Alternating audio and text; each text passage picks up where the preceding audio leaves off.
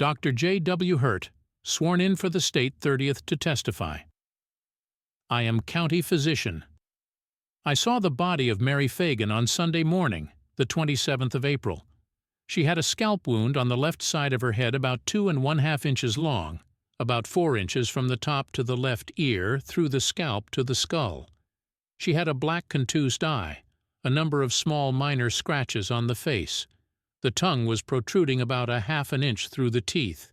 There was a wound on the left knee about 2 inches below the knee. There were some superficial scratches on the left and right elbow. There was a cord around the neck, and this cord was embedded into the skin, and in my opinion she died from strangulation. This cord, Exhibit C for state, looks like the cord that was around her neck. There was swelling on the neck. In my opinion, the cord was put on before death. The wound on the back of the head seemed to have been made with a blunt-edged instrument and the blow from down upward. The scalp wound was made before death. It was calculated to produce unconsciousness.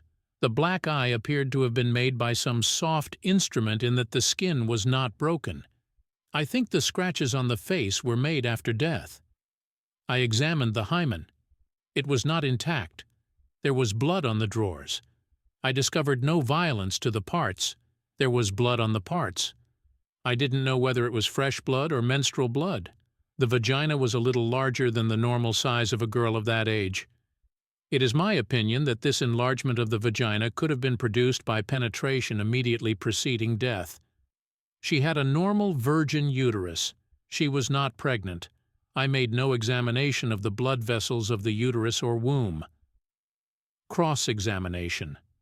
The body looked as if it had been dragged through dirt and cinders. It is my impression that she was dragged face forward. If she had fallen on the corner of the floor that was sharp-edged, or the corner of an elevator shaft with an edge, it might have produced the wound. I do not know of the kind of instrument that produced the wound. There was no contusion on the inside of the skull, but the skull wasn't fractured. Neither the brain nor the meninges were affected. There was a little contusion on the inner lining of the skull. There was no bleeding on the brain tissues. I don't know whether it would produce unconsciousness or not.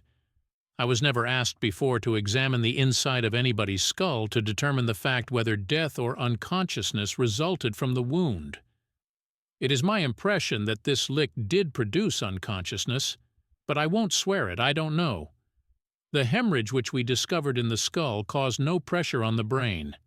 That was no sign that unconsciousness resulted. When a person is strangled to death, the lungs ought to show congestion. I never examined this girl's lungs. When I saw the body on April 27th, I gave it as my opinion that she had been dead from 16 to 20 hours at 9 o'clock Sunday morning. Rigor mortis was complete. It is a very variable thing. I couldn't tell whether the blood on her underclothes was menstrual blood or not. The hymen was not intact, and I was not able to say when this hymen was ruptured. I saw no indication of an injury to the hymen. The appearance of the blood on the parts was characteristic of a menstrual flow. There was no laceration on the vagina, and no mutilation on this girl's body except those wounds on the face, head, and legs. The size of the vagina is no indication of anything except the anatomy and the natural build of the person. It is no indication of rape. I found no outward signs of rape. I have formed no opinion whether this little girl was raped or had ever had intercourse with anybody. There was no external marks of violence. I told Colonel Rosser at the coroner's inquest that this little girl had her monthly period on, but I got that from somebody else. I did not conclude that from my examination. The monthly period causes some inflammation and congestion in the blood vessels of the ovaries and uterus. The vagina itself might have some different appearance. I was present when Dr. Harris made the post-mortem examination of this girl. Cabbage is digested better by some people than others. It depends on the individual very much. It is considered hard to digest. It depends largely on mastication. You can chew up so thoroughly that it would go down into the stomach almost a liquid, but it would not be digested until the stomach took up that chewed mass. It would take a much longer time to digest and assimilate unmasticated cabbage than if it had been thoroughly chewed. It takes about 31½ hours to digest cabbage properly masticated, and it would take longer if the cabbage had been taken into the stomach actually or practically whole. Digestion continues partially in unconsciousness. It is a guess to say whether the girl was conscious or not. I would not undertake to give an opinion how long she remained unconscious. I would not undertake to give an opinion and don't know of any way of telling 10 days after death how long a distended condition of the vagina existed before death. Redirect examination. I could not detect the hymen from a digital and ocular examination. Ordinary normal menses would produce a dilation of the blood vessels in the womb. The blood flowing over the hymen I think would produce a little inflammation at the hymen, but if the hymen was broken down, I don't know that menstruation would have any affect upon the hymen. If the menstruation was about off, then I would say that any undue excitement might produce the flow again, or increase the flow that was already there.